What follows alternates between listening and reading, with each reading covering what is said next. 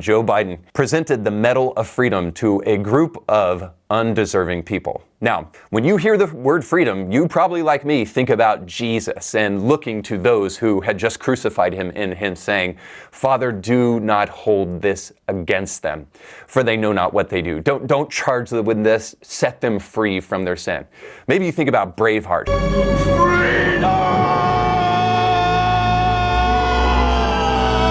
But when you hear the word freedom, two people that you definitely don't think about is George Soros and Hillary Clinton. Now, you might even be able to make an argument for Magic Johnson and Denzel, but you don't think about George Soros and Hillary because let's just say those people aren't on the nice list. I mean, Santa was up in the North Pole scratching his head and thinking, how do these people bring freedom to our world at all?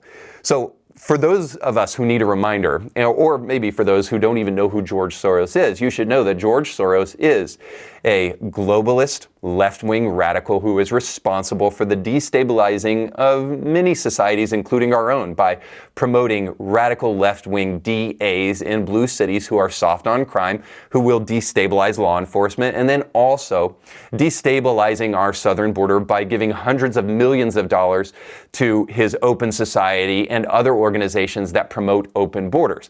So he has enjoyed the destabilization of society because it's meant money in his pocket. And here he is in an old interview that he probably doesn't want you to remember, where he applauds the destabilization of society because it means that he can become wealthy. In the last 2 years, you've been blamed for financial collapse of Thailand, Malaysia, Indonesia, Japan, and Russia. Yeah, all of the above.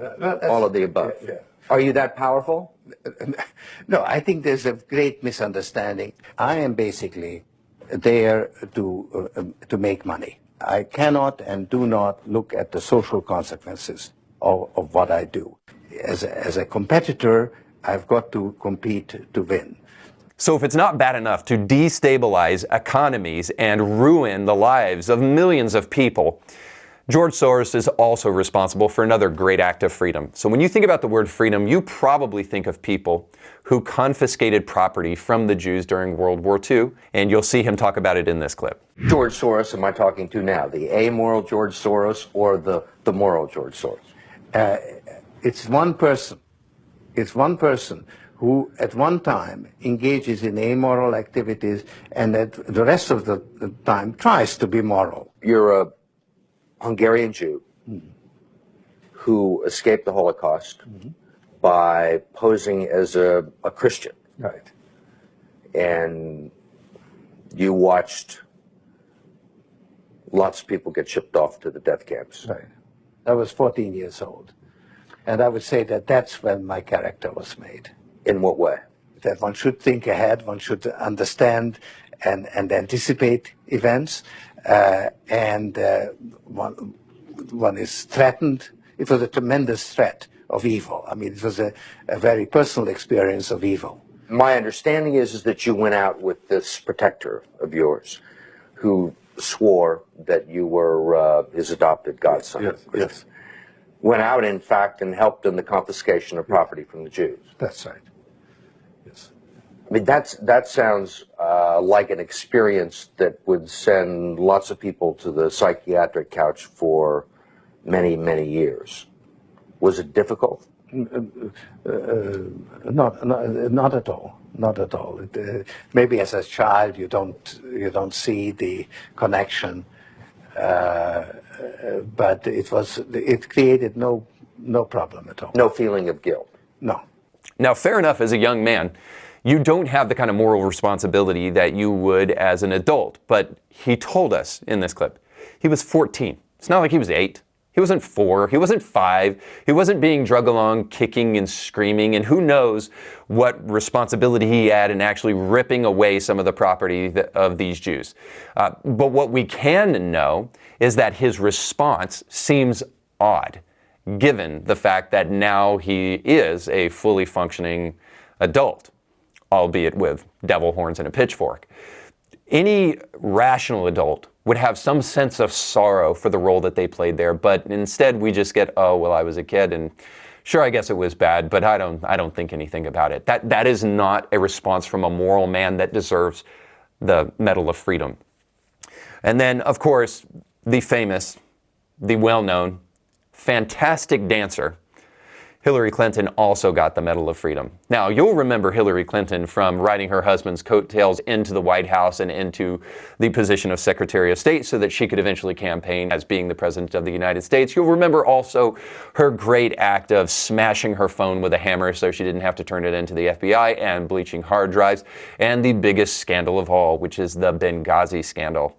For those of you who don't remember, she had to answer to Jim Jordan for essentially saying that this was a spontaneous protest that happened in Benghazi, not necessarily a terror attack, and they didn't know it at the time because they didn't want to take responsibility for it. Here's Jim Jordan, all the way back in 2012, grilling Hillary Clinton over what took place in Benghazi. Secretary Clinton, I appreciate most of those attacks were after the attack on the facility in Benghazi. You mentioned Cairo. It was interesting what else Ms. Newland said that day. She said, if pressed by the press, if there's a connection between Cairo and Benghazi, she said this: there's no connection between the two.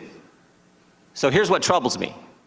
Your experts knew the truth. Your spokesperson knew the truth. Greg Hicks knew the truth. But what troubles me more is I think you knew the truth. I want to show you a few things here.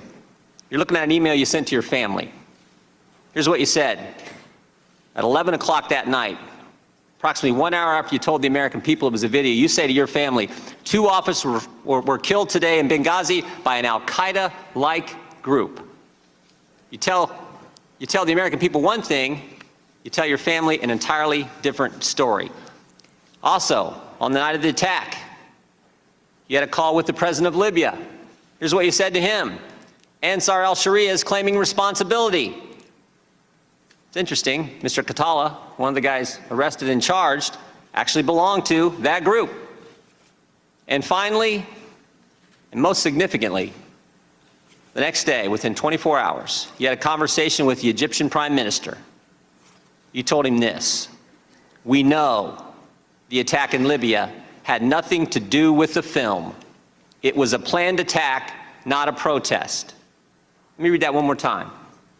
We know, not we think, not it might be, we know the attack in Libya had nothing to do with the film. It was a planned attack, not a protest.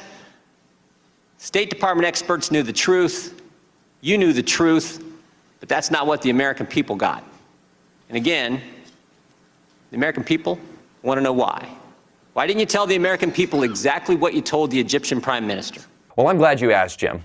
The reason that Hillary Clinton did not immediately tell the American public that this had nothing to do with a protest and actually was a planned terror attack, because Hillary Clinton has a legacy to protect, after all. Not only was this 56 days before Barack Obama would run for re-election for his second term, but also likely Hillary Clinton knew that she was going to run for president after Barack Obama. Her time was up, and they wanted to protect their political legacy by saying and suggesting that what took place in Libya under Hillary Clinton and Barack Obama was a securing of democracy, that Libya is now a greater, freer state because of the foreign policy of these Democrats. But of course, we know that's not true. What actually happened at the U.S. Embassy in Benghazi is Hillary Clinton didn't want to send troops in there because she didn't want to agitate it and make it worse than it already was, because she was more concerned with her political legacy. And as a result of that, 3 Americans died and the U.S. ambassador were killed because of the violent attack on that embassy.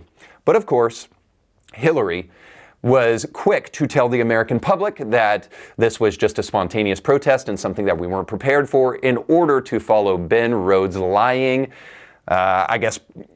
PR campaign, so that she didn't have to actually take responsibility for this and so that she could campaign on this thing. So the whole point of all of this is not only that these 2 fools did not deserve a Medal of Freedom, but probably more importantly, as meaning-seeking beings, we want symbols. We need icons to help us think about duties, morals, and truths that deserve praise. This is what Augustine shows us in The City of God, when he wrote about the fall of the Roman Empire, that it's not enough to have Pax Romana, Roman peace, but we must have faith in God in order to hold a society together. Without that, our peace only becomes an opportunity to pursue our lust, which destroys us from within. We don't have to worry about enemies at the gate. We have ourselves to look at as the problem. We saw this at this ceremony with yet another sign of what a broken culture looks like, much like Rome's. When all religions are equal and everyone chooses their own path, evil becomes good and the preoccupation of the people. When that's true, only revival can save us, but be forewarned. Revival is almost always brought about by major suffering. Nonetheless, I pray for it and place my hope in God for it. But maybe, just maybe, if we awaken before God sends his merciful wrath upon our nation, we can turn around. Maybe if we begin to focus on praiseworthy things, we can avoid what has come to every civilization before our own. We are not immune to it. So best we look to things that are worthy of praise if we're going to truly have a society that is praiseworthy.